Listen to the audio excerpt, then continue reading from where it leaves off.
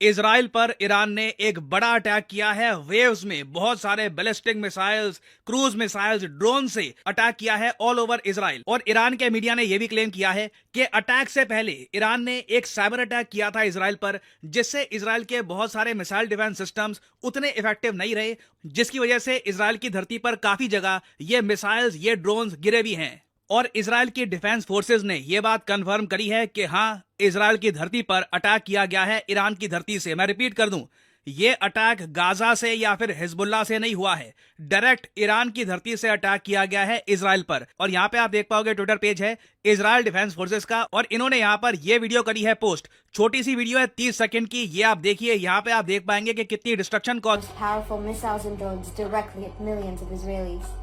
Iran has been attacking Israel for the past 45 years by ordering its vast proxy network to do it for them.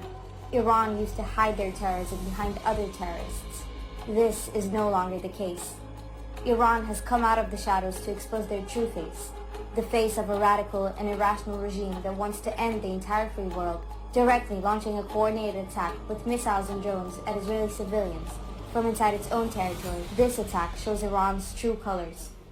जो शब्द choose किए हैं Israel ने, ये बहुत ही ज्यादा इंपॉर्टेंट है। और बाय द वे, जो फुटेज आप पीछे देख रहे थे, ये वही फुटेज है। ये सारे जो ड्रोन्स हैं, ये जो मिसाइल्स हैं, ये बरसाए जा रहे हैं ऑल ओवर इजराइल। इवन जो अल अक्सा मॉस्क है, उसके ऊपर से भी बहुत सारे ड्रोन्स और मिसाइल्स गिरे हैं। हालांकि इजराइल ने 80% ईरान के अटैक को इंटरसेप्ट कर लिया है हवा में ही। एक बहुत ही ज्यादा फैसिनेटिंग वीडियो सामने आई है, यहां पे आप देख पाओगे, ये आसमान में ये नाउ यहां पे हुआ क्या है कि एक बैलिस्टिक मिसाइल को इजराइल के एरो 3 एयर डिफेंस सिस्टम ने आसमान में ही डिस्ट्रॉय कर दिया है, परहैप्स एटमॉस्फेयर के आसपास या फिर उससे भी थोड़ा सा ऊपर। ये बहुत ही ज्यादा एक रेयर फुटेज है। आज से पहले कभी भी कोई मिलिट्री फुटेज सामने नहीं आई कि एक बैलिस्टिक मिसाइल जो एक बार को एटमॉस्फेयर से भी ऊपर पहुंच के नीचे अटैक करता है टारगेट पे, उसे एक्सो एटमॉस्फेरिक एरिया में ही इंटरसेप्ट करके डिस्ट्रॉय कर दिया जाए। हालांकि मैं ये कहूंगा, ऐसा नहीं है कि ईरान के सारे मिसाइल्स का ये हाल हुआ है।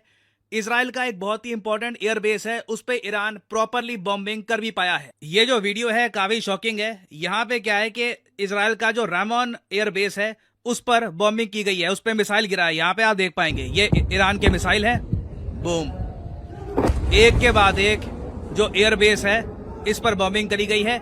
और आगे ईरान ने यह भी कहा है कि बहुत सारे इजराइल डिफेंस फोर्सेस की जो साइट्स हैं, जहां पे इनके मिलिट्री इक्विपमेंट थे, जो इनके एयर बेसिस थे, मिलिट्री बेसिस थे, इनको हिट भी किया गया है और डिस्ट्रॉय भी किया गया है। मैं अगेन देखो, अब आगे क्या होने वाला है अभी बताऊंगा आपको। वैसे यूएस कैसे रिएक्ट कर रहा है, मोस्ट प्रोबेबली क्या होगा। बट एक बात कहनी होगी कि ईरान एक बहुत ज्यादा ब्रेव कंट्री है। ब्रेव कह लीजिए या रेकलेस कह लीजिए, मगर इस वक्त ईरान ने पूरी दुनिया को वर्ल्ड वॉर 3 की एज पे लाके खड़ा कर दिया है। यूक्रेन रशिया वॉर भी मैं कहूंगा इतना जरा सिवियर नहीं था ग्लोबल पीस के लिए जो ईरान और इजराइल के बीच में हो रहा है। क्योंकि याद रखिएगा, ईरान बहुत दूर नहीं है एक न्यूक्लियर बॉम्ब बनाने से, और इजराइल के पास बताया जाता है कि इजराइल के पास सीक्रेटली बहुत सारे न्यूक्लियर वॉरहेड्स ऑलरेडी हैं। और वर्ल्ड वॉर 3 की जो बात की जा रही है ना, चाहे ट्विटर हो, फेसबुक और जगह आप देखोगे, कॉन्स्टेंटली लोग वर्ल्ड वॉर 3 इस हैशटैग का मेंशन कर रहे हैं। इसका एक रीजन भी है, क्योंकि ईरान की जो पॉलिसी है ना, वो अगर देसी भाषा में हम कहें तो ये है, जो होगा देखी जाएगी। क्योंकि ईरान के जो रक्षा मंत्री हैं, उन्होंने ऐसी स्टेटमेंट दे दी है, ये कह रहे हैं कि अगर किसी भी देश ने अब इजराइल की हेल्प कर दी, क्योंकि ईरान को यह पता है कि इजराइल चुप नहीं बैठेगा, इजराइल डेफिनेटली कुछ ना कुछ रिटेलिएशन करेगा। ईरान ये कह रहा है कि अगर किसी कंट्री ने अपना एयर स्पेस इजराइल के लिए ओपन कर दिया, जिसका यूज करके इजराइल अटैक कर सकता है ईरान पर, तो ईरान उस कंट्री को भी अटैक करेगा। लिटरली इन्होंने ये कहा है कि Iran says it will target any country that opens it's air space for Israeli attack against Iran. और इस सब के बीच में ना, मैं कहूंगा सबसे ज्यादा मजाक बना है यूनाइटेड स्टेट्स ऑफ अमेरिका का। ये आपको याद होगा, दुनिया के सबसे पावरफुल कंट्री के प्रेसिडेंट से जब मीडिया ने पूछा कि अगर ईरान अटैक करता है इजराइल को तो क्या होगा, आप ईरान को क्या मैसेज आप सेंड करोगे, तो उन्होंने कहा था एक वर्ड में, डोंट, मतलब कि मत करना अटैक। ये डोंट है ना, मतलब इसकी ऐसी धज्जियां उड़ाई गई हैं। ब्रिटिश मीडिया, यूरोपियन मीडिया सब कह रहे हैं बाइडेन के डोंट का जवाब ईरान ने दिया है कि we will, they did, attack कर दिया इजराइल पर। और अभी देखो जो बाइडेन का रिस्पॉन्स पता है क्या है, बस अब आगे कुछ मत करना। लिटरली जो बाइडेन की सरकार ने इजराइल को यह कहा है कि वापस कुछ रिटेलिएशन मत करना, जो हो गया सो हो गया, मिट्टी डालो। यहाँ पे आप देख पाओगे, शॉकिंग है अपने आप में। ये ट्रू नेचर दिखाता है कि America as a super power आज के समय कहाँ खड़ा है। एनबीसी न्यूज ने यह रिपोर्ट किया है कि जो बाइडेन का सबसे बड़ा डर यह है कि नेतन्याहू यूएसए को घसीट के ईरान के साथ एक वॉर में धकेल देंगे। यहां पे आप देख पाएंगे, Joe Biden has privately express concern that Israeli prime minister Netanyahu is trying to drag US more deeply into a broader conflict. आगे देखो, बाइडेन ने प्राइवेटली यह भी कहा है कि इजराइल ने यूएसए को नहीं बताया था कि ये सीरिया में जो एम्बेसी है उस पर बॉम्बिंग करेंगे, और यूएस बेसिकली चाहता है कि ज्यादा ये लोग उलझ ना जाएं। ये ऑलरेडी यूक्रेन रशिया वॉर को मैनेज कर रहे हैं, फिर ताइवान को भी सपोर्ट करना है इन केस चाइना अटैक ना कर दे। और इसी बीच अगर ईरान के साथ यूएस उलझ जाता है तो शायद अब जो बाइडेन भी ये बात समझ चुके हैं कि अमेरिकन मिलिट्री इतना स्ट्रेच नहीं कर पाएगी ना। ये तो खैर अमेरिका की जो पोजीशन है ये मैंने आपको बता दी है, मगर हम सबको पता है कि चाहे गाजा का इशू हो या फिर फलस्तीन का इशू हो, इजराइल जो बाइडेन की जो एडवाइस है इसे ज्यादा सीरियसली लेता नहीं है। एक कान से सुनते हैं, दूसरे कान से ये लोग निकाल देते हैं। तो कोई बड़ी बात नहीं है, इजराइल यूएसए की एडवाइस को बिल्कुल इग्नोर करके ईरान पर वापस एक रिटेलिएटरी अटैक करे। हालांकि ईरान की आप अगर पोजीशन देखो ना, तो ये लोग कहते हैं कि ये सारा इशू शुरू किया था इजराइल ने। ईरान आज भी, अभी बाय द वे जब मैं वीडियो रिकॉर्ड कर रहा हूं तो यूएन सिक्योरिटी काउंसिल में ये इशू डिस्कस किया जा रहा है।